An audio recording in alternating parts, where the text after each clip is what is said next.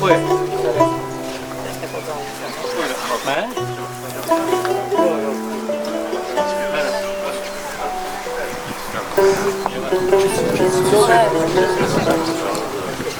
Tamam.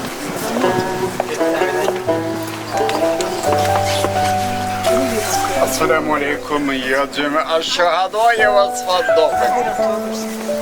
اللهم اغفر المؤمنين والمؤمنات والمسلمين والمسلمات الأحياء من حول الموت وإلا أرواحهم المرحومين. أدعي محمد وآلك بحرمة سورة المباركة الفاتحة.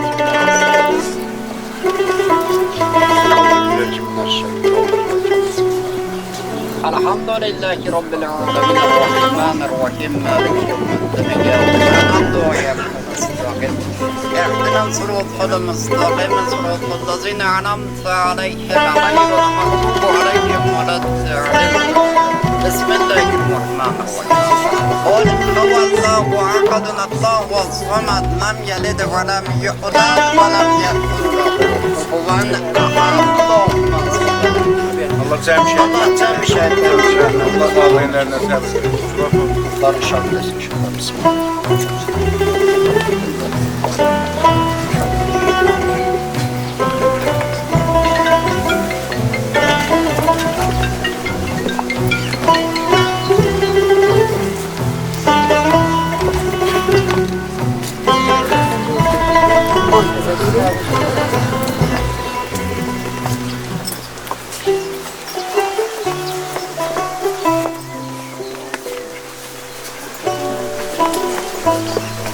Allah rəhmət eləsin.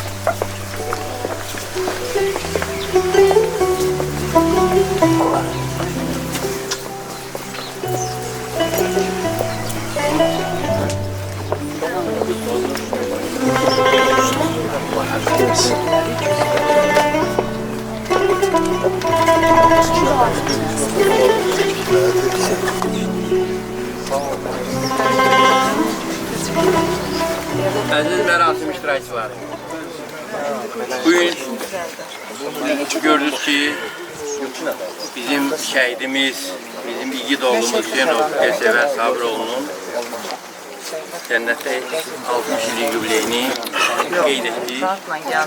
İndi isə biz onun bütün şəhidlərimizin ruhu şad olsun əvvələn. Bu sırada bizim həmin qəhrəman oğlumuzun mezar şərifinin yanında onu ziyarət edirik.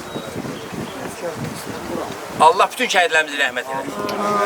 Onlar bizim başımızın tacıdır və torpaq o vaxt vətən olur ki, onun yolunda canın verən oğullar, şəhidlər olur. Azərbaycan ona görə mükəmməl, müqəddəs yerdir ki, tarix boyu öz şəhidləri ilə qürur duyur. Bugün də biz onların davamlarını gördük, xalqımızı qalib xalqa sevirik. Ona görə də mən hesab edirəm ki, burada iştirak edən hər birinə Allah'tan can sağlığı arzu edeyim. Onların dünyamıza sülh əmnavanlıq arzu edeyim. Dövlətimizə qüdrət, həmişə birlik arzu edeyim. Çünki birlik olan yerdə həmişə qələbələr labüddür. İnşallah Ali Başkomandanımızın rəhbərliyi altında bizdən öncə nə fəsadlar var idi, hamısına son qoyan şəhidlərimiz bizi müzəffər xalq etdi, qalib xalq etdi.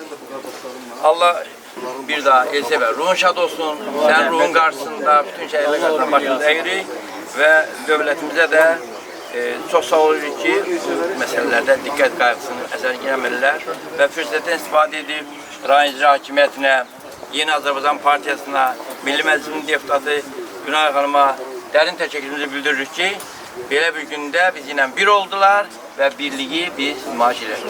Allah var eləsin, ailəsinə, əzizlərinə, onun nəvələrinə belə əmramanlıq şəraiti. Toyların görəsin inşallah. Qürür verici. Borcumuzdur, haqqımızdır. Bizim borcumuz. Onların bizim üstündə borcu var. Haqqı var ki, biz onlara nə eləmişik? Biz nə qədər canımız var. Allah rəhmət eləsin.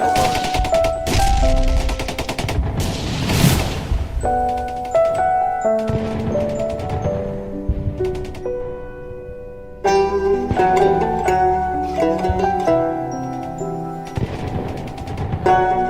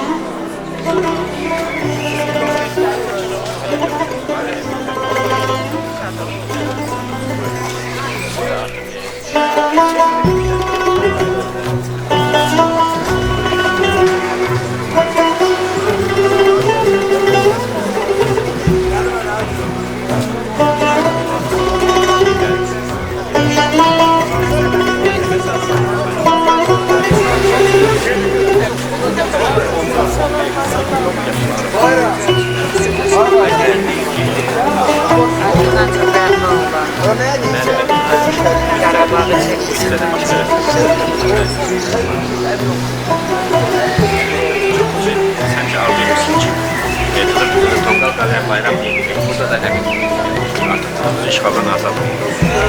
Akraban kulak esmi gelesinde burada evlanacak. Burada aynı onda ben birinci resmini ardından son.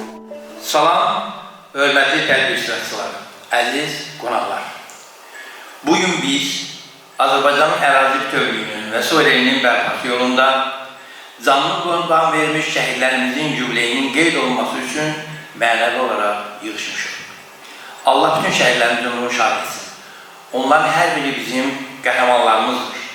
Bugünkü qəhrəmanımız peşəkar zabit, böyük döyüş yolu keçmiş cəsarətli komandir, Azərbaycan Bayrağı Ordeninin kapitan şəhid Hüseynov Elsəvər Sabiroğludur. İcazə verin, şəhid Elsəvər Hüseynov'un anad olmasın. 60 illik yubileyində həsr olunmuş, hüququndan keçən əskər adlı tədbirini açıq edin.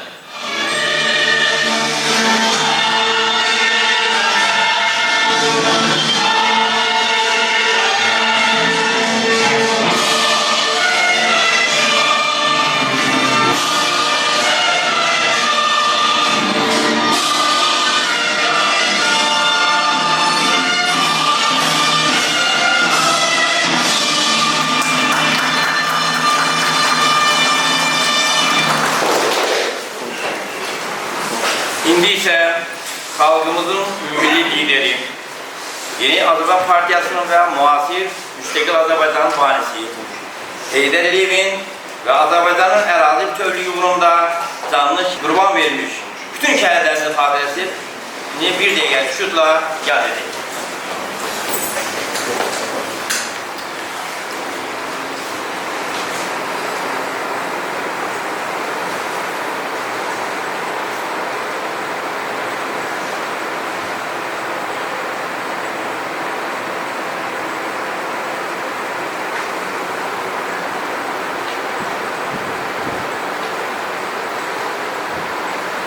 Allah razı olsun. Allah razı olsun.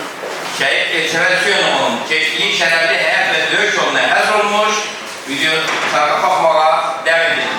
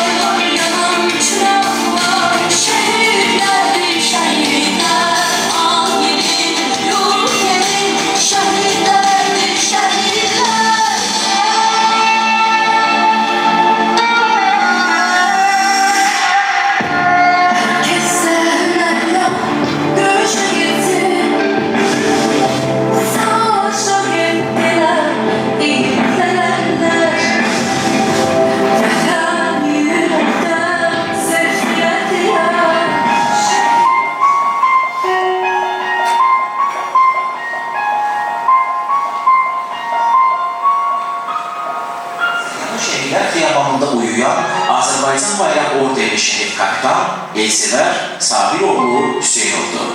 Elsəvər Hüseynov 1965-ci ildə Səyyanda dünyaya göz açır. 1979-cu ildə Cəmşid Naxçıvanski adına hərbi məktəbə daxil olur. Daha sonra təhsilini Bakı Ali Birləşmiş Komandirlər Məktəbində davam etdirdi. Süvari alayında kapitan kimi xidmət elədi. 1991 ilində qayıdır. Komari, Magauz, Kasabet, Maqadiz, Drımbom, Habeli Füzulda gedən döyüşlərdə bilavasitə iştirak etdi.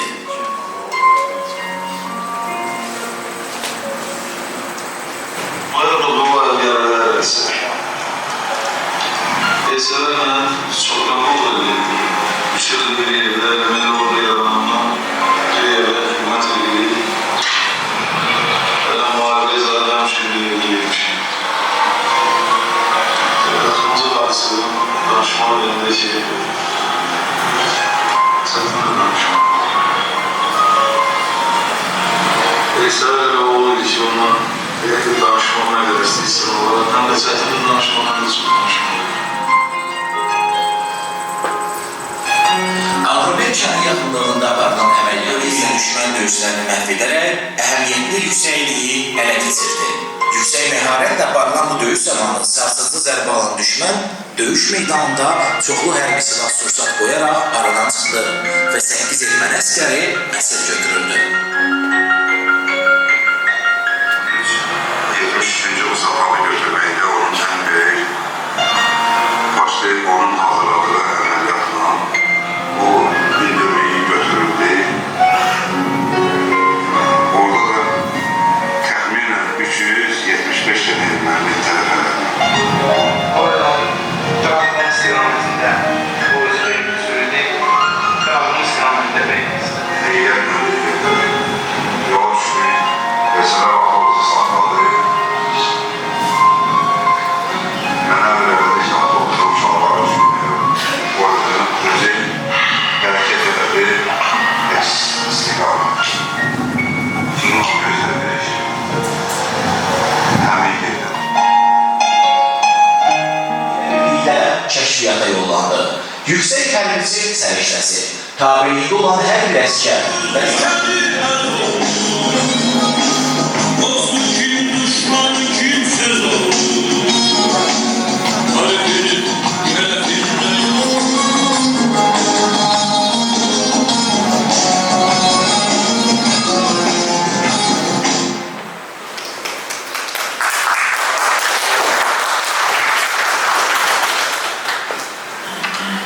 Açıq deyim ki, biz Büyüğündən keçən əskər adıyla bu tədbir hazırlayanda həm ailələrlə, həm də Kəşfiyyat Komitəsinin bir məqsədi var. Şəhid tədbirlərinin nikbin rotda qurmaq, onların gələcək ümidlə baxdığını bir daha bəyan eləmək, dövlət xalq birliyini daha güclü təmsil etmək bizim müqəddəs borcumuz. Biz yağlıların üstülə ötəsinə verə bilmişsiniz. O baxımdan Elsəvər Hüseynovun haqqında videoçar hazırlanmış vaxtdır.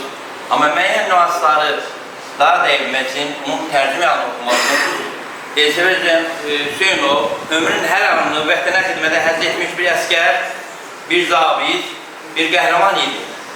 O cəbhəyə sadəcə silahla yox, ürəyində yanan vətən eşqi ilə getmişdi.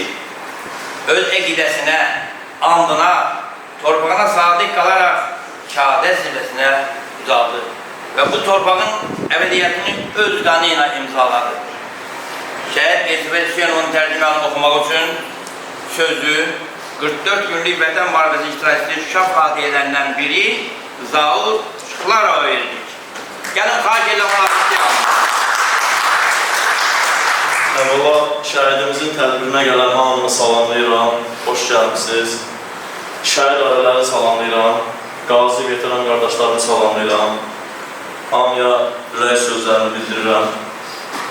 Şəhidimizin haqqında mətnini mənə oxumaq şərəfdir, bildirmək. Onun tədbirinə onun haqqında onun həyatını oxuyacaq. Başlayalım.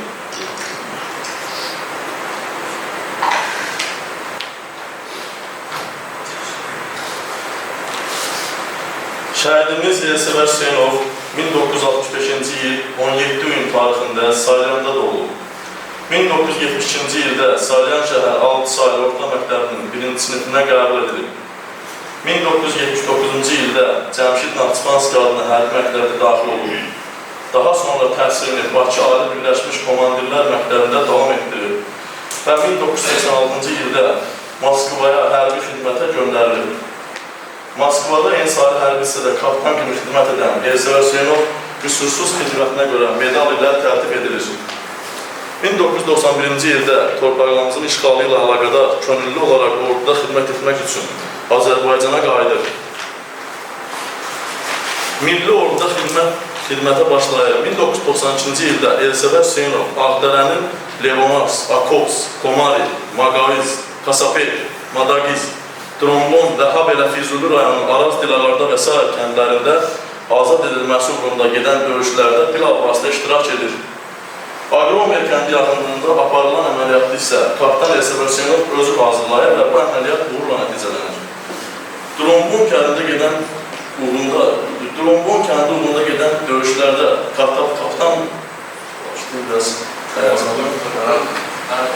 Kapitan Elsəvər Hüseynovun özü hazırlayır və bu əməliyyat uğurla nəticələnir. Trombon kəndi uğrunda gedən döyüşlərdə Kapitan Elsəvər Hüseynovun idarə etdiyi PDM qurulu və peşəkar hərbiçi olan Elsəvər maşındakı bütün yaralı silahdaşlarını xilas edib, kömək gələnə də erməni əsgərləri ilə tək başına vuruşur. Son döyüşü 1994-cü ildə aparır. Aprel ayının 24-dən 25-nə keçən gecə Ağdamın Şıqlar kəndinə olub, döyüşçü yoldaşı ilə birgə mühasirəyə düşən Elsəvər düşmənlə son ana kimi döyüşür. Bu 60-dan çox silahdaşının həyatını xilas edərək 29 yaşında şəhadət zirvəsinə uzalmışdır.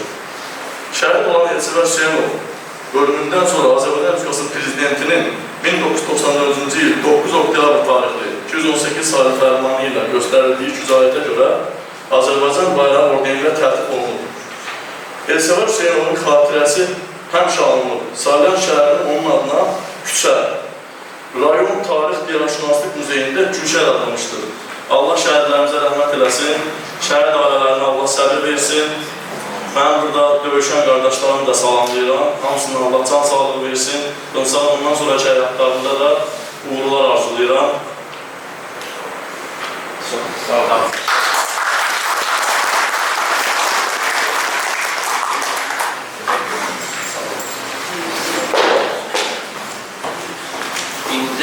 Gördük ki 44 günlük Vətən müharibəsinin rəqslarına Şuşaya gəlib misafirimiz vaxtı ilə İngiliz bağlarımızın mərd-mərdanə döyüşdüyü və yarımçı qalan məsələləri tamamlayıb xalqımızı qalib xalqa çevirdik. O baxımdan biz dövlətimiz qürurluyum, qalib xalqımız. Sözsüz ki, burada bizim ölkəmizin və regionun ən böyük siyasi təşkilatı olan Yerel Azərbaycan Partiyasında böyük rol olub. Bugünkü tədbirdə də öz dəstəyini və partiyanın xalqın iradəsi ifadə edən İqtidar Partiyasıdır. Şəhid ailələri və qazilərə bağlı dövlət proqramı şərəflə yerinə yetirir. İndi sözü Yeni Azərbaycan Partiyasının Salyan Cəmiyyət Təşkilatının sədrini Elmar Əhmədova verir. Çox sağ olun, Allah verdilərim. Əziz şəhid ailələri və qazilər, hörmətli millət vəkilimiz Güray xanım, hörmətli tədbir iştirakçıları, hamınızı Yeni Azərbaycan Partiyasının Salyan rayon təşkilatı adından salamlayıram. Hamınızı xoş gəlmişsiniz deyirəm, xoş gəlmişsiniz bir daha. Bugün biz vətən uğrunda canından keçmiş bir igidin birinci Qarabağ müharibəsi şəhidi Azərbaycan bayrağı ordenli kapitan Elsəvər Sabiroğlu Hüseynovun anadan olmasının 60 illik yubileyini dərin ehtiramla qeyd edirik. Bu yubiley nə sadəcə bir təqvim lövhəsi, nə də bir xatırlamadır. Bugün igidlik, fədakarlıq, vətənpərvərlik və əbədiyyətin qarşısında baş əydiyimiz bir gün. Şəhidin ruhuna sonsuz minnətdarlığımızın dilə gəldiyi bir andır. Elsəvər Hüseynov ömrünün hər anını vətənə xidmətə həsr etmiş bir əskər, bir zabit, bir qəhrəman idi. O cəbhəyə sadəcə silahla yox, ürəyində yanan vətən eşqi ilə getmişdir. O öz əqidəsinə, andına və torpağına sadiq qalaraq şəhadət zirvəsinə ucaldı və bu torpağın əbədiyyətini öz qanı ilə imzaladı. Qeyd edək ki, kapitan Elsəvər Hüseynov bir çox əməliyyatlara rəhbərlik etmiş, çətin şəraitdə belə soyuqqanlılığını və peşəkarlığını qoruyaraq düşmənə ağır zərbələr vurmuşdur. Təəssüf ki, 1994-cü ildə gedən döyüşlərin birində 60 nəfərdən çox əskərini xilas edərək qəhrəmancasına şəhid olmuşdur. Onun ölümü təkcə ailənin deyil, bütün xalqımızın itkisi idi. Lakin bu itki eyni zamanda bizim üçün bir iftixar simvoludur. Hörmətli tədbir iştirakçıları, hörmətli millət vəkilimiz, şəhidimizin ailəsi, bugünkü qüdrətli Azərbaycan ordusu Müzəffər Ali Başkomandan Cənab İlham Əliyevin rəhbərliyi ilə işğal altında olan torpaqlarımızı azad edərək şanlı zəfər tarihi yazdı. Vətən müharibəsində xalqımızın bir yumruq kimi birləşdi, öz əzmini və gücünü bütün dünyaya nümayiş etdirdi. Bu tarixi qələbədə Salyan rayonunun olan özünə məxsus payı vardır. Bəndən sonra yəqin ki, burada hörmətli Rəşad müəllim də çıxış edəcək, bu ətrafda geniş öz fikrini bildirəcək. Lakin mən bir şey xatırlamaq istəyirəm ki, bu döyüşlərdə bizim Salyanımızdan 2000-dən artıq könüllümüz bu döyüşlərə qatılmışdır. 70 nəfər 44 günlük vətən müharibəsində şəhidlik zirvəsinə uzanmışdır və bu günləri Salyanımızın 5 vətən müharibəsi qəhrəmanı vardır. Qeyd edək ki, ümumilikdə Qarabağ müharibəsində də, 1-ci Qarabağ müharibəsində, 2-ci Qarabağ müharibəsində də bizim qəhrəman ikidlərimiz iştirak etmişdir. Təbii ki, bunlar haqqında bayaq qeyd edildiğim ki, Rəşad müəllim öz geniş fikrini bildirəcəkdir. Biz şəhidləri heç vaxt unutmuruq. Onların adları, keçdikləri döyüş yolu, ailələrinə olan ehtiram dövlətimiz və bizlərin yaddaşlarındadır. Bugünkü nəsil bu qəhrəmanlardan örnək götürür, gələcək nəsil isə onları tarixi kitablardan iftixarla oxuyacaqdır. Və mən bir şeyi sizlərə çatdırmaq istəyirəm ki, iyun ayının 15-də Yeni Azərbaycan Partiyası tərəfindən Şuşa şəhərində yeni dünya nizamı, geosiyasi aspektlər və qlobal çağırışlar mövzusunda beynəlxalq konferans keçirilmişdir. Həmin konferansda mən də iştirak etdim. Tədbirdə iştirak etməklə yanaşı Qarabağın incisi olan Şuşada olmaq mənim üçün böyük bir qürur və fəxr mənbəyi oldu. Bu hissi bizə yaşadan vətən müharibəsi şəhidlərimiz, qazilərimiz, müqəddəs mübarizəsinə sonsuz ehtiramımı bildirirəm. Onların əziz xatirəsi qarşısında şəhidlərimizin baş əyirəm. Şuşada dalğalanan düşərli bayrağımız hər bir Azərbaycanlımızın ürəyində qürur, inan və vətən sevgisi oyadır. Allah bütün şəhidlərimizə rəhmət eləsin, qazilərimizə can sağlığı versin və şəhid kapitan Elsəvər Hüseynovun əziz xatirəsi daim bizim qəlbimizdə yaşayacaqdır. Bir daha hamınıza hoş gəlmişsiniz deyirəm. İnşallah yəqin ki, bu bizim də təşkil olunan bu tədbir inşallah layiqincə yaxşı bir tədbir olar. Biz də çalışdıq ki, biz özümüzə borc bildik ki, şəhidlərin ad günlərini, onların həsr olunmuş tədbirlər fəxrlə, böyük bir qürur hissi ilə bu binada keçirdək. Bir daha hamınıza hoş gəlmişsiniz deyirəm.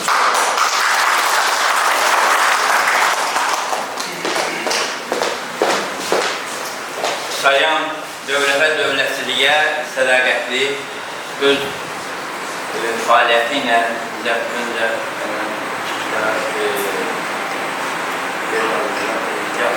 Yeni Azərbaycan Partiyasının sədri Elmar Vəlinin çıxışında da onu vurguladı və bizim xoşbəxtlik ən böyük tecrübələrimiz odur ki, belə bir tədbirdə bizim müraciətimizi təmsil edən Azərbaycan Respublikası Milli Məclisində hörmətli deputatımız Günay Ağamalı iştirak edir, xahiş edir onu alqışlayaq və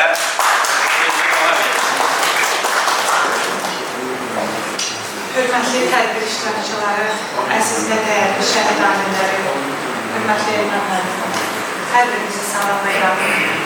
Tədbirdə iştirakən dəvətə görə Misra xanıma, Elmar müəllimə xüsusi təşəkkürümü bildirirəm. Bugün biz Azərbaycanın qəhrəmanlıq sərnaməsini yazmış qəhrəman oğullarımızdan biri olan Azərbaycan bayrağı ordeni kapitan əziz qardaşımız Elsəvər Hüseynovun 60 illik yubileyinə görüşmüşük. Elsəvər Hüseynovun çox az, yəni 29 illik həyatını biz hər birimiz ekranlardan izlədik. Daha öncə bizim qardaşımız onun tərcümeyi halını oxudu. Həqiqətən də bir insanın 29 illik yaşadığı dönəmin nə qədər qəhrəmanlıqla dolu olduğunu şahid olduq. Bugünkü tədbir bir şəhidin anılması ilə bərabər həm də millətimizə, dövlətimizə və onun uğrunda canından keçmiş şəhidlərimizin qəhrəmanlığını andığımız bir tədbirdir. Yəni, bu tədbirdə həqiqətən də biz milli birliyimizə, dövlətimizə, xalqımıza və şəhidlərimizə verilən dəyərin bir nümunəsini gənc nəslə ötürürük. Və bu cür tədbirlərin keçirilməsi həqiqətən də təqdimə layiqdir, nəsildən nəsilə ötürülmə deməkdir, gənc nəslə aşılanma deməkdir. Mən buna görə bütün tədbirin təşkilində zəhməti, əziyyəti olan hər kəsə təşəkkür edirəm. Mən biraz öncə Elsəvər qardaşımızın ocağında böyüyən onun nəvəsi ilə görüşdüm, tanış oldum. İnanıram ki, o dövlətimizə, xalqımıza, ailəsinə, babasına layiq bir övlad kimi böyüyəcək və hər zaman gürurla babasını anacaq. Çünki onun babası məhz qəhrəmanlıq sərnaməsi yazan igid, qəhrəman, şücaətli oğullarımızdandır, qardaşlarımızdandır. Bugün hər birimiz böyük qürurla artıq bütöv Azərbaycanın vətəndaşıyıq deyirik. Zədələnmiş qürurumuzu bərpa edən Müzəffər Ali Baş Komandan, möhtərəm prezidentimiz Cənab İlham Əliyevin rəhbərliyi ilə biz məhz 44 gündə Azərbaycanın bütövlüyünü təmin etdik.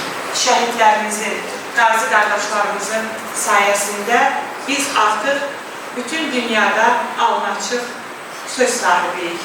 Azərbaycanın hansı gücə, hansı qüdrətə sahib olduğunu biz nümayiş etdirdik. Və ondan sonraki 23 saatlıq antiterror əməliyyatında biz Azərbaycanı bütövləşdirdik.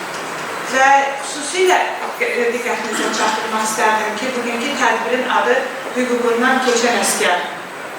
Diqqətinizə onu da çatdırmaq istərdim ki, Elsəvər Hüseynov və onun timsalında olan bizim şəhid qardaşlarımızın hər biri hüququndan keçməklə bərabər canlarından, arzularından, diləklərindən, ailələrindən, övladlarından keçdilər. Göz yumdular, özlərini vətən uğrunda fəda etdilər. Onların hər birinin ruhu qarşısında baş əyirəm, ailələrinə, doğmalarına, əzizlərinə, yaxınlarına ehtiram və sevgini bildirirlər.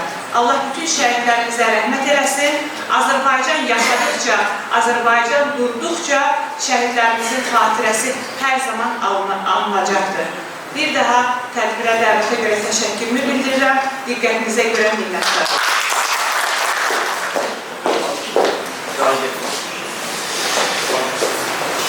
Əvvələn, dəyərli millət vəkillərin təşəkkürümüzü bildiririk sözlərə görə. Həmişə xalq dövlət birliyini səlyan uyum qoruyur, sabah qabarıqlar gələcəklə və əzmlə bunu davam edir. Dövlətimiz həmişə xalqa arxalanır. Şəhid ailələrine, qazilərə, dövlət qayğısını davamlı şəkildə göstərir. Bugünkü tədbir özü də buna bariz nümunədir. Suçsun söz, Səlyan rayonun icra hakimiyyətinin nəzdində vətən müharibəsi iştirakçılarının, şəhid ailələrinin və bu onların işi ilə təşkilinin şöbəsinin müdürü vətən müharibəsi iştirakçısı Rəhşad Kərimova verir.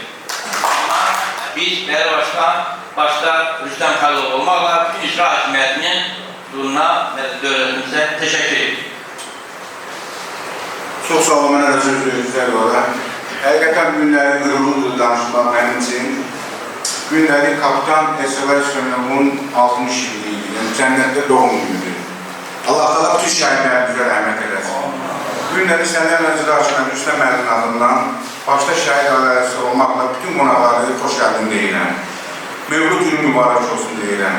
Həqiqətən də günləri çox danışmaq olar. Çünki kapitan Elsəvər Hüseynov elə bir qəhrəmanlıq ki, bu Qarabağ ordenindən tərtib olunub. Çox sevinirəm ki, mən günün tədbirində iştirak elədim. Gün həqiqətən də 92-ci il Qarabağ müharibəsində həqiqətən də qəhrəmanlarımız çox olub. Bunlar 4 il müharibədə olublar, döyüşüblər, yəni silahsız döyüşüblər, günlər komandanları olmayıb, ancaq qəhrəman olublar. Günlər onlardan biri də bizim kapitanımız Elsəvər Hüseynovdur. Elsəvər Hüseynov həqiqətən də şəhəryanımızın, rayonumuzun, bütün respublikamızın fəxridir. Çünki şəhərlər elə ki, mən hər bir söz deyirəmişə, şəhərlər unudulmur, şəhərlər öləndə unudulmur, şəhərlər unutulandır. Bizlər də, biz gənclər də, biz qabitlər də, bütün xalqımız heç vaxt şəhərlər olmalı, hər zaman şəhər ailələrinin yanındayım. Mən həmişə bunu demişəm, mən özüm bir vətən müharibəsi iştirakçısı olaraq, bir zabit kimi, mənə də çox qürurdur ki, mən də günləri bu 44 günlük vətən müharibəsində sentyabr 20-sində Cənab Prezidentinin əmrindən nəzarət, mən də sentyabr 20-sində Ensarlar hissədə xidmət eləmişəm və Füzuluzdan Şuşaya qədər döyüşlərdə iştirak eləmişəm. Burada qazi qardaşlarımız var, 1-ci Qarabağ qazi qardaşlarımız var. Həmişə deyirəm ki, onların əziyyəti çox olur. Çünki onlar 4 il vuruşurlar, 4 il vuruşurlar. Həqiqətən əziyyətləri çoxdur. Günləri Səriyar rayonunda 193-1-ci Qarabağ şəhidimiz var. Onların 61-i itkindir. Yəni 5 şəhidimiz tapılıb ailələrindən təhvil edib dəfn olunurlar. O gün olsun şəhid ailələri göz yollardan çəkilsin. Yəni tapılın nəşr öz şəhid ailələrini təhvil edilsin. Günləri 1-ci Qarabağdan 44 günlük vətən müharibəsində həqiqətən də Səriyarda çox qəhrəman şəhidlərimiz. Mən üç özümün şahidi olmuşam. Mən birinci demək olar Səriyar rayonunda ilk avtobus ilçinin nəqliyyatımız qalxdıq və o qədər qürurla, o qədər sevinclə gedir ki, cavan uşaqlarımız döyüşdülər, canlarını qoydular. Həmişə deyirəm, Qarabağı görməyən uşaqlar gelib Qarabağın işğaldan azad edərlər. Həqiqətən dostsuz əsrafda olan torpaqlarımızı, qardaşlarımız, Allah cəmi şəhidlərimizi rəhmət eləsin. Şəhidlərimiz qisasını alır. Həsrətdə olan torpaqlarımızı, uşaqlarımız canının, qanının bağısının nəticəsində azad edərlər. Mən bir söz deyirdim həmişə orada ki, günləri bütün kitablarda yazılır ki, Şuşanın işğal olunması, Füzulun işğal olunması, Xankəndin, Xocalın günləri tariximizi dəyişdir bu uşaqlar. Torpaqlarımızın günləri hamısını qürurla deyə bilərik ki, torpaqlarımız azad. Onların da əsasda bütün təməli qoyan kapitan Elsəvər Hüseynov üçün zabitlərimiz olur. Biz həmişə olaraq qürurlara baxıb qürur duymuşuq. Mən həmişə fərqləyəm ki, indi də deyirəm ki, Cənab Kapitan, sən ruhun şah olsun, sən rahat yaşında ki, Qarabağı işğaldan azad edəmişsiniz, qısasınız alırlar. Həmişə deyirəm, yenə deyirəm, Qarabağ Azərbaycandır, yaşasın Azərbaycan, yaşasın prezidentimiz. Sağ verirəm, qarşına baxın. Çox sağ olun, mənə söyləyim. Hörmətli tədbir iştirakçıları, yeni vətənpərvər gəncə nəslin yetişdirilməsində müəllimlərimizin rolu tanınmalıdır. Bu baxımdan rayonumuzun qabaqcıl dil ədəbiyyat müəllimi, tədqiqatçısı, Səlyan şəhər İqtisadiyyatdan Orta Məktəbin Dəyərli müəllimi, Azərbaycan İlmlər Akademiyasının Nəsimi adına bilgi üstün sertantı Günel Orucovaya verir. Hörmətli tədbir iştirakçıları, hamınızı xoş gördük, hamınızı bir arada yenidən salamlayıram.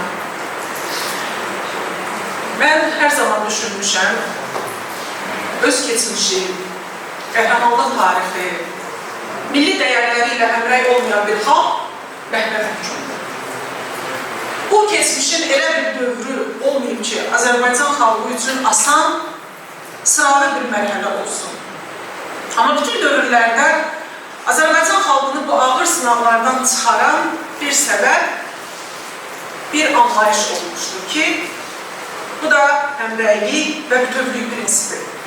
Və bu anlayışlar altında bərqərar olan Azərbaycan xalqının iradəsi bütün zamanlarda onu çətinliklə də olsa sınaqlardan uzaq çıxarmışdır. Belə çətin dövrlərdən biri 20-ci əsrin sonları, yəni 90-cı illərdir. Azərbaycan dövlətçiliyi yeni qurulmuşdur və Birinci Qarabağ müharibəsi Azərbaycan dövlətçiliyinin ən çətin və ən ağır şəraitində başladı. Mütəşəkkil ordu quruculuğunun tam formalaşmaması Azərbaycan əskərini çətin sınaq qarşısında qoydu. Yəni uzun illər, uzun 10 illiklər ərzində Sovet ordusunun tərkib hissəsi olan Azərbaycan ordusu birdən-birə formalaşa bilməzdi. Yəni, müstəqilliyin əldə edilməsi, iqtisadi böhran, siyasi çətinlik, xarici və daxili siyasətin yerində olması, bütün bunlarla bərabər üstəlik müharibə anlayışının sürətlə zehinlərə yerilməsi və özünü hər sahədə göstərməsi istər-istəməz orduya təsir etməlidir. Təsəvvür edin ki, Azərbaycanın peşəkar zabitlərə və hərbçilərə ciddi ehtiyacı vardı. Çünki düşmən Ermənistan ordusu Rusiyadan fasiləsiz və təmənnasız olaraq silah alırdı və Azərbaycan ordusunun 90-cı illərdə silah və sursat və digər təminatı nisbətən zəif idi. O dövrdə mən demək olar ki, uşaq və yeniyetmə idim. Tez-tez televiziya ekranlarından Azərbaycan ordusunun cəbhədəki vəziyyətini seyr edirdim. Cəbhədə baş verənləri uşaq zəkası ilə də olsa öz-özündən belə deyək, təhlil edirdim. Və mən görürdüm, orada döyüşən əskərlərdən tez-tez müsahibə alırdılar və onların silahı az. Dediyim kimi, mütəşəkkil ordu quruculuğu zəif, amma sarsılmayan bir əzimkarlıq, bir mətanət var idi. Belə oğulların içərisində Salyan torpağının yetirməsi Elsəvər Hüseynovda var idi. Elsəvər Hüseynov Rusiyada yaşayırdı, orada qulluq edirdi və peşəkar bir hərbçi kimi müəyyən bir nüfuza malik idi. Amma Azərbaycanda müharibənin başlandığını eşidən kimi dərhal o öz mövqeyindən, yəni yaşadığı rahat bir həyat şəraitindən, etdiyi qulluqdan imtina edərək dərhal Azərbaycana gəldi və müharibənin ən çətin və ən ağır keçən bölgələrində döyüşlərə başladı. Qeyd etdiyim kimi, bu döyüşlər qətiyyən asan deyildi. Yəni, hər gün itkilər, hər gün torpaqların demək olar ki, qarış-qarış da olsa işğalı istər-istəməz bir hərbçi qəlbinə də təsir etməyə bilməzdi. Amma bütün bunlara baxmayaraq, Azərbaycan hərbçisi var gücü ilə çalışır, nəyin bahasına olursa olsun, güclü arxası olan Ermənistan ordusunun qarşısını müəyyən mənada almağa çalışırdı. O dövrdə çox qanun döyüşlər getdi. Yəni, əlbəyaxa döyüşlərdən tutmuş, kiçik silahların işləndiyi döyüşlərə qədər. Və belə bir ağır döyüşlərin birində Elsəvər Hüseynov öz hərbçi yoldaşlarını, mühasirəyə düşmüş yoldaşlarını xilas etmiş, ancaq özü isə əvvəldə bir şəhadətə qovuşmuşdur. Və qeyd elədim, o Rusiyadan gəldi. Əlbəttə, o gəlməyə də bilərdi, öz rahat həyatını tərk etməyə də bilərdi. Amma onu hansısa bir hiss məcbur elədi. Bu hissin adı vətənpərvərlik hissidir. Ümumiyyətlə, vətənpərvərlik hissi idrakın ən ali təhtər-şuur formasıdır. Bu hiss insanı istənilən anda məcbur edir düşmənə qarşı birgə mübarizə aparmağa, tək başına mübarizə aparmağa. Bəli, biz bilirik, belə oğullarımız da olur, düşmənə qarşı tək başına mübarizə aparan oğullar da olur. Bu illər ərzində biz çox şeylər itirdik. Belə qəhrəman oğullar itirdik. Torpaqlarımızı itirdik. Əsir düşən insanların namusu, qisməti itirildi. Qaçqın adı ilə öz doğma doğma torpağından uzaq düşən insanların yurt sevgisi, miskili, onların həyatını itirdi. Amma nə olur olsun, bir şey itirmədik. Bu inam hissiydi. Bu öz tarixi və əzəli torpaqlarını yenidən bərpa etməyə qadir olan bir sarsılmayan güc hissiydi. Məhz həmin hissə malik olan oğullardan biri də Elsəvər Hüseynov idi. Elsəvər Hüseynovun adı öz şəxsiyyətini nə qədər tamamlayır? Elsəvər. Doğrudan valideynlər ad qoyanda mən həmişə deyirəm, uşağa, övlada elə ad qoyun ki, gələcəkdə o öz-özünü doğrulsun. Elsəvər Hüseynovun adı kimi həyatı da el sevgisi üzərində bərqərar oldu. O, öz yaşam hüququndan keçdi, o öz rahatlıq hüququndan keçdi, o övladlarından keçdi. Çünki vətən adlı bir əbədi anlayışı həmişə yaşatmaq üçün. O özünə aid olan bütün rahatlıqların, bütün hüquqların üstündən asanlıqla bir xət çəkdi ki, vətənin bütövlüyü anlayışına xələl gəlməsin. Və özünün həyat məramnaməsini ən ali status olan şəhidlik statusu ilə tamamladı. Bugün Elsəvər Hüseynovun 60 yaşı tamam olur. Bunlar ötəcək onun 70, 80, 90, daha 100 illər keçəcək. Biz sıravi insanlarıq, biz unutulan insanlarıq. Amma unutulmayan bir varlıq var ki, o da şəhidlərdir, o da şəhid anlayışıdır. Biz Böyük Vətən Müharibəsi qəhrəmanlarının da adlarını şəhid olaraq xatırlayırıq. Birinci Qarabağ Müharibəsinin qəhrəmanlarını da və nəhayət bütün bunların sonucunda mənim bayaq qeyd etdiyim insanları birləşdirən bir hiss var idi. Bu həmrəylik hissiydi, bu inan hissiydi ki, hansı ki 2020-ci ilin 27 sentyabrında hamını bir yerə topladı. Ali Başkomandanın əmri ilə bütün cəbhə boyu Azərbaycan Milli Ordusu düşmən ordusu üzərindən hücuma keçdi və qısa müddət ərzində torpaqlar işğaldan azad oldu. Bu güclü inan hissinin bəhrəsiydi. Düşmənə qalib gəlmək üçün onu həmişə, onun gücünü düzgün dəyərləndirmək lazımdır. Və bugün bizim istənilən anda hiləcər, qorxaq və yaxud da başqa adlarla hesab etdiyimiz Ermənistan ordusu o qədərlə bildiyimiz qədər zəif deyil. Yəni, İstər-istəməz istənilən anda hansısa bir gücün, hansısa bir dəstəyin sayəsində yenidən hücuma keçə bilər. Və biz bugün şəhidlərin ruhu qarşısında baş əyib, onların ruhuna söz verməliyik ki, o bütövlüyü həmişə yaşatacaq. Biz və bizdən sonra gələnlər də buna borcluydular. Çünki bugün o torpaqlarda qan gücüdür. Mən bugün bu kiçik zalda həm birinci, həm ikinci Qarabağ Müharibəsinin iştirakçılarını görürəm. Əziz qardaşlar, sizin və şəhid olan bütün oğullarınızın ayaq qoyduğu yerə biz başımızı qoyarıq. Və sizin sayənizdə bugün Azərbaycan xalqı bütövdür, Azərbaycan ərazisi suverendir və mən çox şadam bir müəllim kimi, bir ziyalı kimi bugün mən uşaqlara daha Qarabağın işğalı haqqında danışmıram. Yəni, onsuz da heç vaxt danışmırdım. Mən məlumiyyəti və işğalı heç vaxt qəbul etməmişəm. Bu müvəqqəti bir çətinlik sayılır.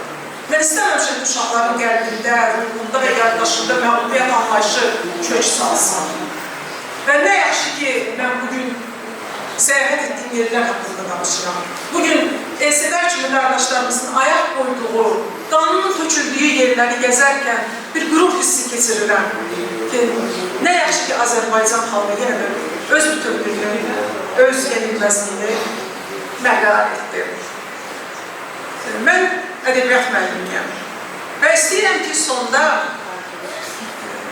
Qarabağ uğrunda şəhid olan hər bir əskərin və hərbçinin dilindən bir şeir söyləyeyim. Bu gənc bir şair Kəmal Hüseynzadənin şeiridir. İcazənizlə. Hökm edir ərşə bir ulduzlu hilal, seyrinə qal. Parlasın gözlərin ulduz kimi, ey qarşı hilal. Külə döndüm sənə olsun deyə qismət buyurur. Cismimi büsbütün ateş bürüdü. Ruhumu nur. Küçlədim fırtına tək gah o yana, gah bu yana. Qoymadın doğma səmalarda öcək yel dolana. Can quşun tərk ediyincə bədənin dar qəfəsin, elədim aləmi dar düşmənə, kəsdim nəfəsin. Tutduğum zirvədən ötürüydü həyata gəlişim. Kəsə getdim yolunu, qalmadı dünyada işim. Mən bəqa aşiqiyəm, yoxdur fənalıq və aram. Almışam aləmi ağuşuma, hər yerdə varam. Ocağım sönsə, odam mən. Evin ot tutsa suyam, səndən ayrılmamışam. Hər nə görürsənsə oyam. Ruhumun qüdrəti ruhundadır, dik tut başını. Ağlama, saxla zəfər müjdəsinə göz yaşını. Qoyma nəm çəkməyə kirpiklərinin qeydinə qal. Qalxı bindən belə xəzri saçına çəksə sığal, əyilib öpsə üzündən gilava, bil ki mənəm. Bir gün həmvətən idimsə sənə, indi vətənəm. Bir zaman həmvətən idimsə sənə, indi vətənəm.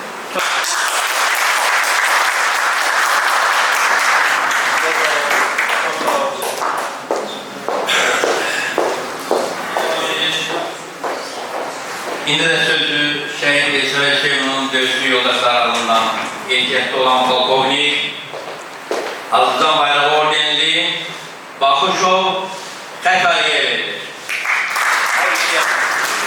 Mən bütün tədbir iştirakçılarını salamlayıram.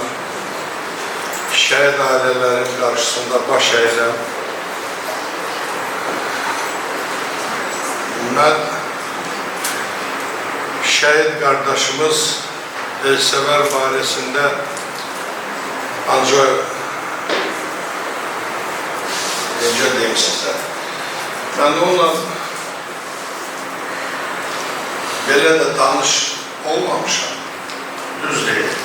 Döyüşmüşük, hələ həmin döyüşdə və haradasa 1 kilometr aralıda həmin gün, şəhid olan gün mən də yaralanmışdım. Ağdamda mən brigada komandiri mamini vəzifəsində çalışdım.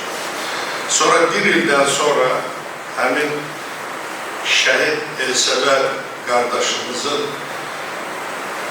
xidmət elədiyi hərbi hissəyə mən komandir təyin oldum. Xüsusi təyinatlı hərbi hissəyə.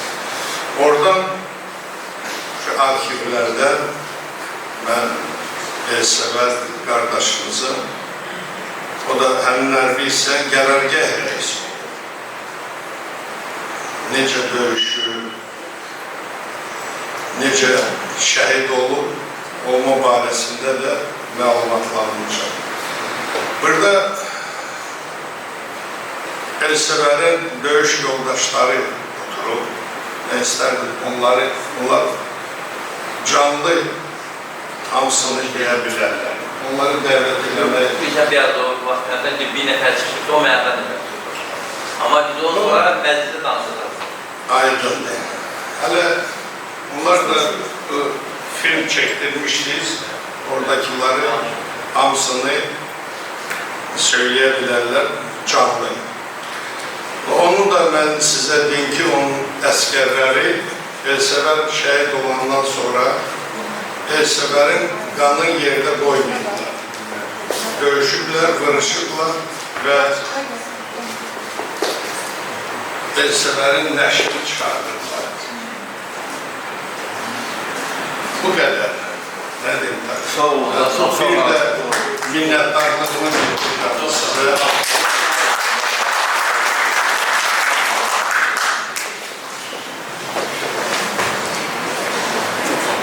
Biz icazlar həm ictimai tərtibdə oluruq və xalqımızın birliyinin möhkəmləməsi istiqamətində, mühafizə içində bizim də burada böyük missiya düşür. Qarabağ bizim həmişə problemimiz olub, amma şükürlər olsun ki, bundan sonra gələn nəsillər qalmadı. Biz onu dəfərlə tamamladıq. Allah Ulu Önder siyasətini, onun saati davamlısı İlhan Öndər'in başlık olmaqla bütün şəhidlərimizə Allah rəhmət eləsin, qalacağını can sağlık versin. Hesab edirəm ki, bayağı burada açıqlandı. Birinci Qarabağ döyüşü, bu da şərh olan şeylərdir. Amma hamısı Qarabağ'ın oluşur. Və bu tədbirdə Əməkdar Mədəniyyətçisi və şərt olan birinci Qarabağ döyüşündə oğlu Nail Qaraşov şəhid olmuşdur. Onun atası Daniel Qaraşov iştirak edir. Gəlin biz onu alqışlayaq və sözü Şəhid Qarabağ'a verir.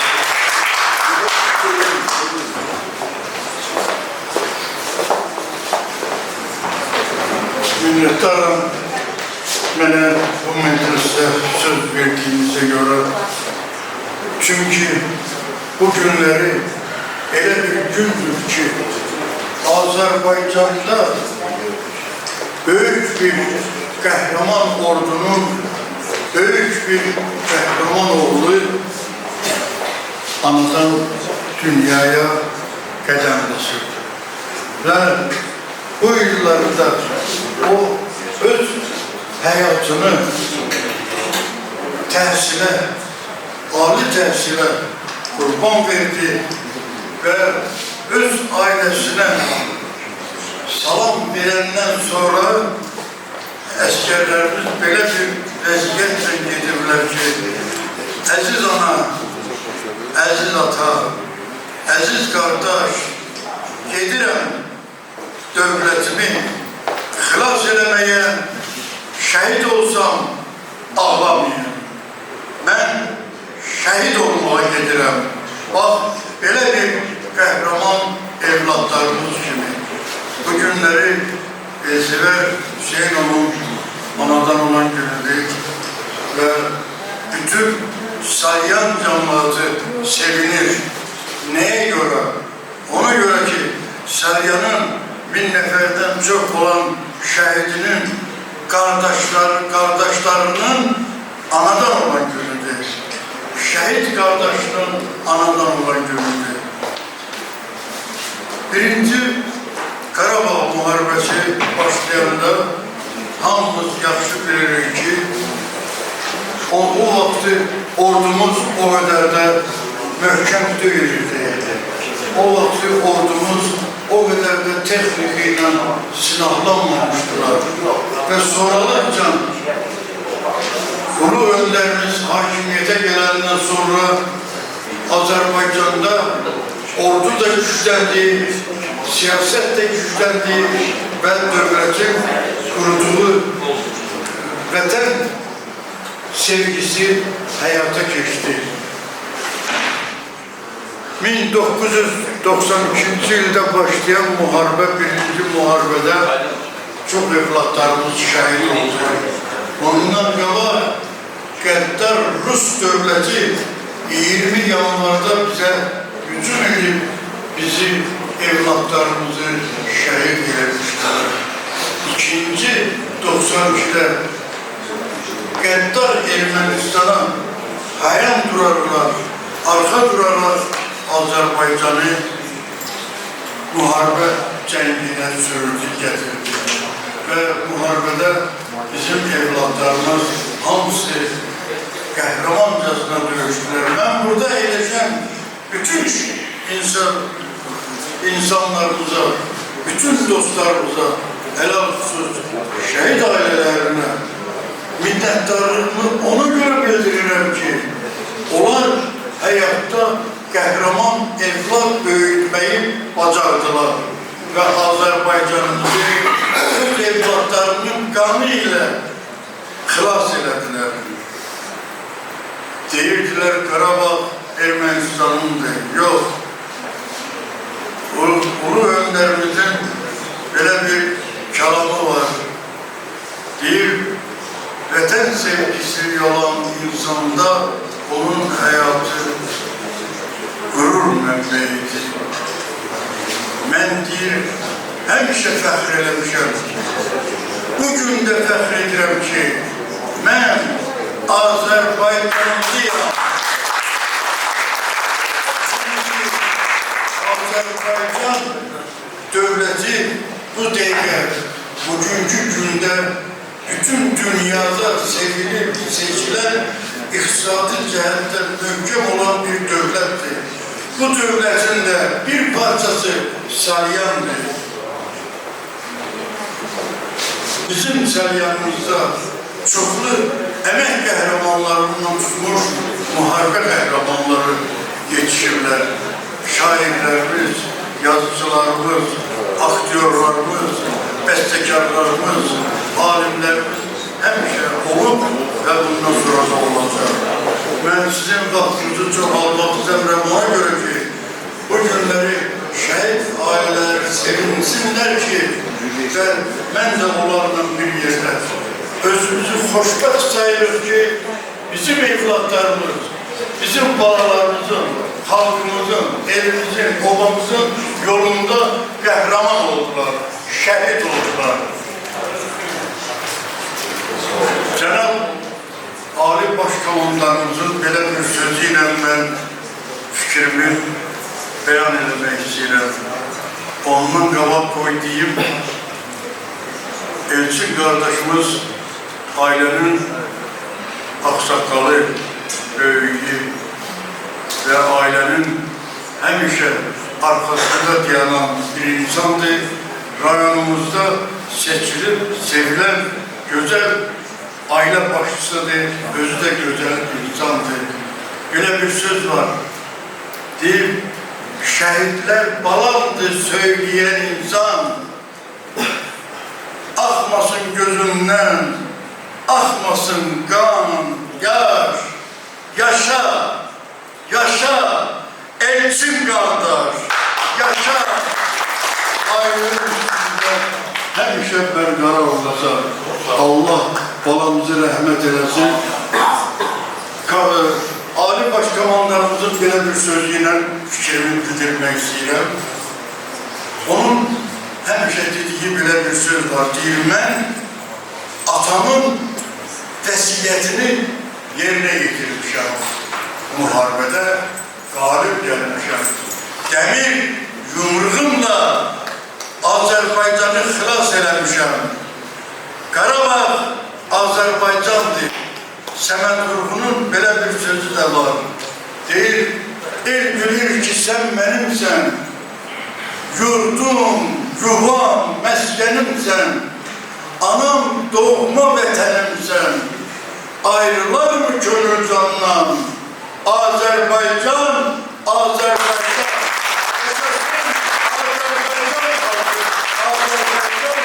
yavrum, Ali Başkomandan.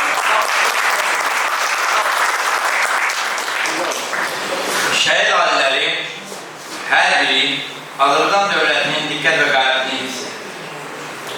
Müstəqil Azərbaycanın vətəndaşı olduqları üçün qürur seçilirlər. Büyüğündən keçən əskərimizin ruhu şad olsun deyə şəhidimizin ailə üzvlərini, əzlərini və döyüşçü yoldaşlarını xahiş edirəm, gürültülü alqışlayalım.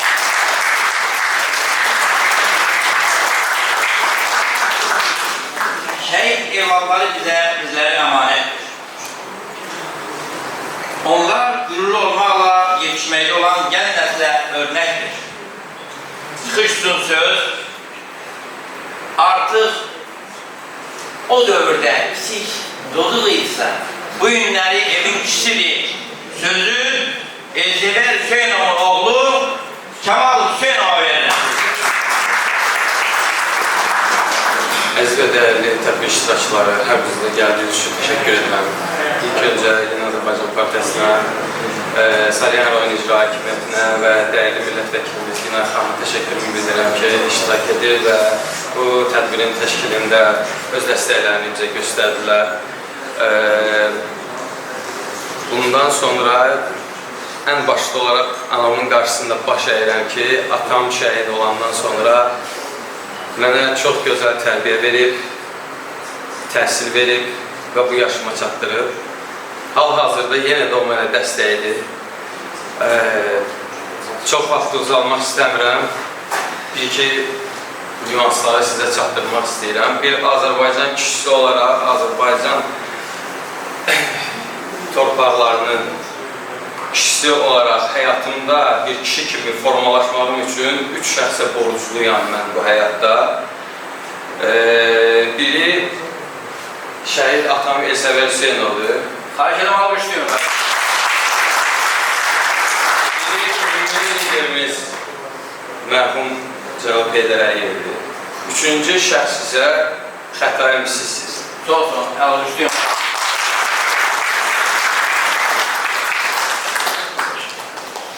Çünki çox qısa bir özət keçəcəm, siz də biləsiniz, keçən tədbirdə də demişdim bunu. Atamla Cənab mərhum Heydər Əliyevlə belə deyək, bizim aramızda olmasa da keçən bir diyalogu sizə deyəcəm. Uşaq vaxtı atam şəhid olmamışdan qabaq bir gün yol gedirdik. Mən yıxıldım, ayağım sıyrıldı. Atam mənə əl atmadı, kömək eləmədi və mən ona küstüm. Atamdan küstüm, sonra mənə sual verəndə ki, sən mənə niyə küstürsən? Mən ona dedim ki, sən bəs mənə kömək eləmədin. O da mənə dedi ki, sən gəl özün yıxılmışsansa, özün ayağa qalxmalısan.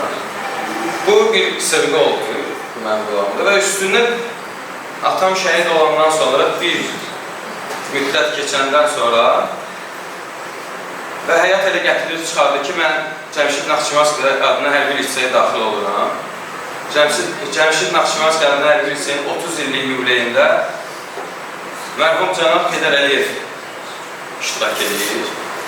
Bildiyiniz kimi, orada müəyyən səhətində narazılıqlar olmuşdur. Və rəhmətli 3 dəfə halı pisləşdiyinə baxmayaraq 3-cü dəfə də gəldi, səhnədən ayrılmışdı və 3-cü dəfə yenidən geri döndü və öz çıxışını bitirdi. Və nədənsə elə oldu ki, rəhmətli Heydər Əliyevlə eyni sözləri təkrar edirəm ki, siz də mənim kimi olun, yıxıldınız, bugün gəlin sözünüzü axıra kimi deyim.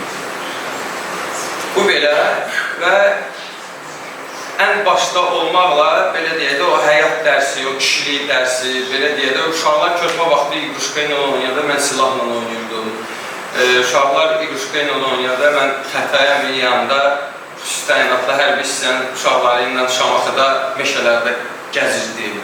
Nə bileyim, ilan öldürürdüm, neynirdim, onun dadına baxırdım, bunun dadına baxırdım və bu mənim bir kişi kimi bir xarakterimi formalaşdırıb bu həyatda. Ona görə də bu 3 şəxsə mən çox və dərin minnətdarlığımı bildirirəm. Bildiyimiz kimi də inşallah tədbir sonundan sonra Papanın qəbri üstünə ziyarət edəcək şəhərlər xiyabanına və vaxt məhdudiyyəti olduğu üçün biraz çıxışlara da qısıtlı oldu, türklər demişkən. Yenə də üzürlü sayın. Gələn əvlamız var olsun, əziz qazilərimiz, şəhid ailələrimiz. Siz həmişə bizim üçün varsınız və bundan sonra da var olacaqsınız. Allah sizi var eləsin. Çox sağ olun, təşəkkür ederim. Allah'tan sağ olanda mükemmel bulasam. Siz bilirsiniz ki Salyan ziyalılar məkanıdır. Salyan torpağı böyük zəkalar yetişdirir. Milli mənəvi dəyərlərimizi və milli adətlərimizi yaşatmakla gəl nəsillərə götürməyi bacarır. Sözsüz burada dövlətin də dəstəyi hizməti böyük olur. Bayaqların öncədən dediyim, dövlətimizin diqqət qayğısı nəticəsində vaxtıyla Ulu Ender hakimiyyəti yeni qayıdandan sonra bütün sahədə mədəniyyətçilərə də yeni bir nəfəs gəldi. O cümlədən böyük tarixi olan Salyan Dövlət Kula Teatrının kollektivi də ayaqüstü dayanmalı bacardı. Bugünə qədər devam edir və rayonumuzun bütün tədbirlərində dəstək verir, dövlət tədbirlərinə, su tədbirlərə, öz tövbələrini göstərirlər. Bu günlərdə Saylan rayon Dövlət Kukla Teatrı özünə borc birlikdə dəstək verir. Zəfərlə qayıdacam ana belə vakildə sizə səhnəciyi təqdim edir. Buyursun, Kukla Teatrı'nın kollektivi səhnəyə dəvət olunur.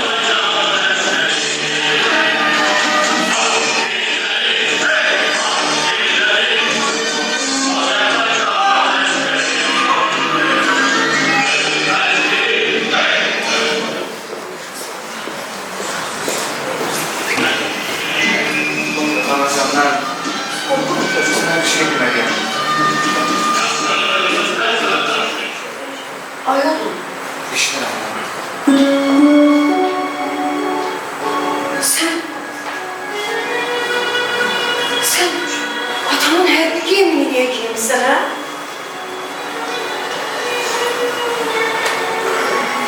Anacan ben cepheye girdim. Nece? Dövüşe girdim. Muharebeye. Ay baba, sen hele yetme yaşlasan. Yok. Yeğen senlerle zarafat edirsen ha?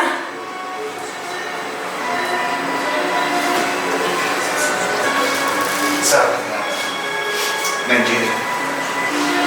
Gelmişim ki senden xeyir olalım. Nece? Sen muharebeye gidirsen. Bana xeyir olalım.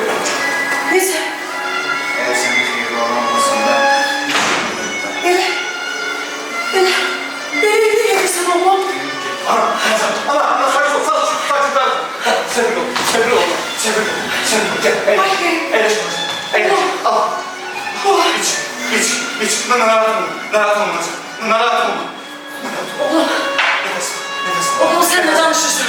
İşte şimdi. Yok oğlum. Sen gidebilmezsin. Oğlum ama ben seni başa düşürüm. Ben bilirim ki sen asker gitmek istiyorsun. Oğlum. Ay oğlum. Eşlerim onu. Sen vatanperverlikte iğnem atana okşatsın oğlum. Oğlum. Ben sana yalvarırım oğlum. Beni teç koyup gitme oğlum. De ki anamı diye hasreti. De ki ben anamı teç koyup gidebilmem oğlum. Oğlum bu yere hakikaten bilen oğlum. Yalvarırım sen oğlum. Beni teç koyup gitme oğlum.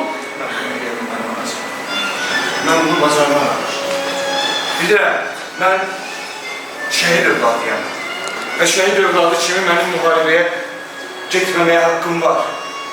Ama ben bu hakkımdan imtina edeyim. Eğer ben qəhrəman oluyamsa, qəhrəman kimi şehit olmalıyam. Benim atam Qarabağda şehit olanda ben alacak bir şahiddim. O vaxtdan beri atasızlığı ne olduğunu ben çok yaxşı bilirim. Oğlum, ay oğlum, senin yolun çatır ki. Sen asker gidin insanların yavrulamazsın. Bundan imtina edirəm ana. İmtina ise bize. Yok. Ben senden xeyirlasın. Yok. Oğlum, senin atan düz 20 yıllık şehit olup oğlum. Ben onu her gün düşünürüm oğlum. Benim yüreğim oğlum. İki şehit gücünü taşıyabilmez oğlum. Ne olur. Ben sana yalvarırım oğlum. Yalvarırım. Yok sen benden hiç koy girebilmezsin. Anacan. Vətən dediğimiz şey sadece bir parça torpaq değil. Üstünde gezen insan da vətəndir. Ben torpağımı korumağa yok, ben insanlarımı korumağa gedirəm məndə. Xahiş edirəm ona. Bilirəm oğlum. Benim başım gözlüyor. Yok, senin dostların gibi sen de demek istersen oğlum. Düz muharebe 30 yıllık devam ediyor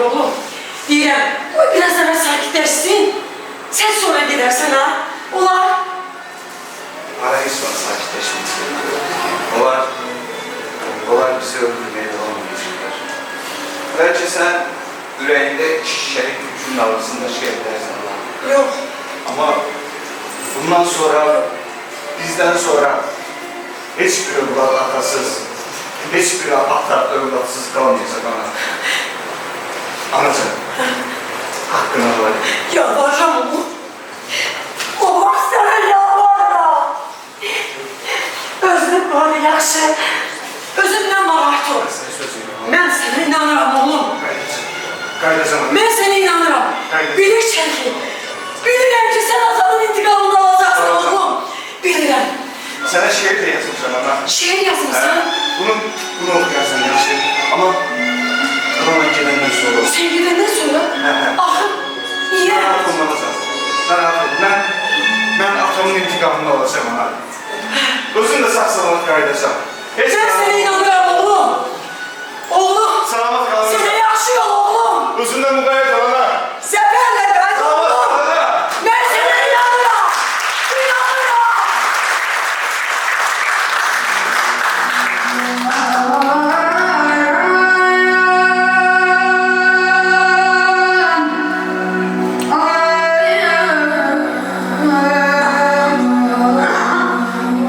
Bu gündən cəbhəyə getməliyəm. Ağlama, dua et, əskər balana. Azərbaycan haqq yolda Allah ola, qoymayın, torpağın yanında. Qara xəbərimi alsan, möhkəmdir. Ürəyində söylə, vətən, sən sağ ol. Qəlbini heç vaxt əynə düşmən bilər. Çox ağlasan, yaxı görür sevinər. Mən ölsəm də, təki vətən sağ olsun. Azərbaycan, elim, obam var olsun. Şəhid olsan, çox ağlama, can. Ağlamaq, yaraşır. Azərbaycan.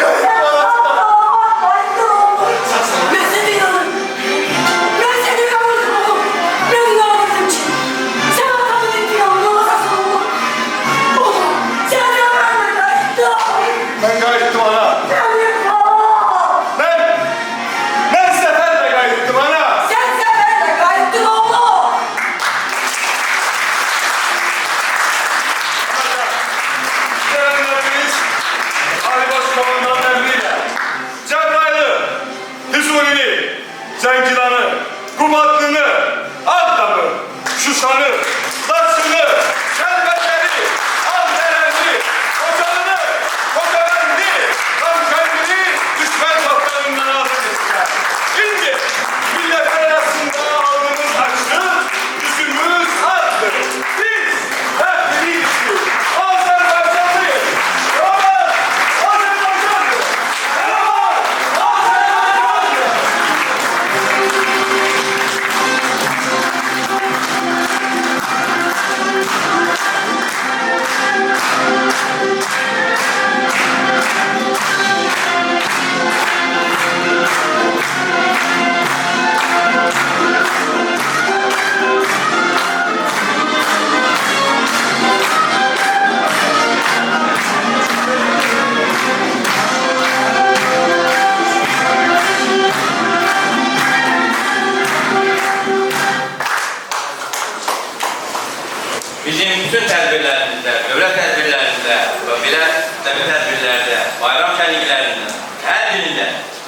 Salyan Dövlət Polat Teatrı çox böyük əzmkarlıq göstərir və öz tövbəsini bilir. Bu günlərdə bu bir nümunədir.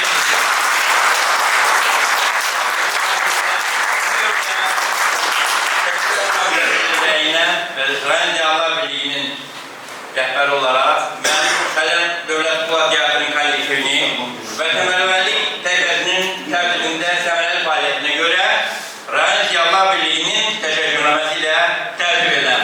Və burada böyük zəhmət olan Rafi Məmmədə dərin təşəkkür bildirirəm. Yaşar Məmmədə dərin təşəkkür bildirirəm. Ona görə də Rafi Məmmədə.